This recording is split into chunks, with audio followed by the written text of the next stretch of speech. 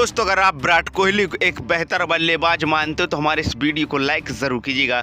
दोस्तों, हम सब जानते हैं कि भारत और ऑस्ट्रेलिया के बीच आज बरसापारा स्टेडियम में बेहद ही रोमांचक मुकाबला खेला गया, जिसमें विराट कोहली ने शानदार शतक लगाया। लेकिन विराट कोहली के आउट होते ही भारत पहुंच चुका था हार की कगार पर। फिर कैसे आखिरी ओवर में रविंद्र जडेजा और हार्दिक पांड्या ने किया कमाल कि पूरा हिंदुस्तान उनको कर रहा है सलाम। तो चलिए दिखाते हैं आपको उस मुकाबले की सबसे बड़ी हाईलाइट। तो दरअसल हुआ कुछ यूं कि भारत और ऑस्ट्रेलिया के बीच खेले गए इससे पहले मुकाबले में ऑस्ट्रेलिया के कप्तान पैट कमिंस ने टॉस जीता और टॉस जीतते किया पहले बल्लेबाजी करने का फैसला, जिसके बाद ऑस्ट्रेलिया की तरफ से ओपनिंग करने के लिए मैदान पर आते हैं डेविड वार्नर और मिचेल मार्श।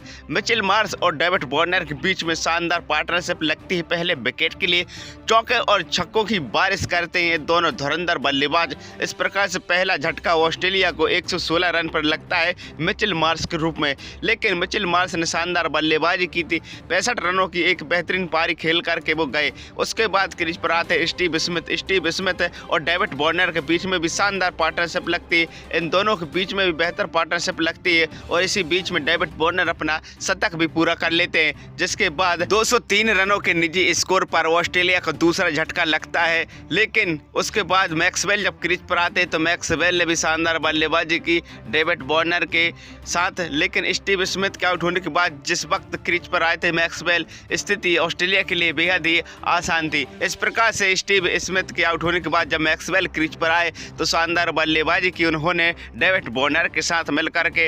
इस प्रकार से ऑस्ट्रेलिया ने शानदार बल्लेबाजी करती हुई इससे पहली पारी में भारत के सामने 313 रनों का एक शानदार स्कोर खड़ा किया था। अब भारत का मुकाबला जीतने के लिए 314 रनों की जरूरत थी।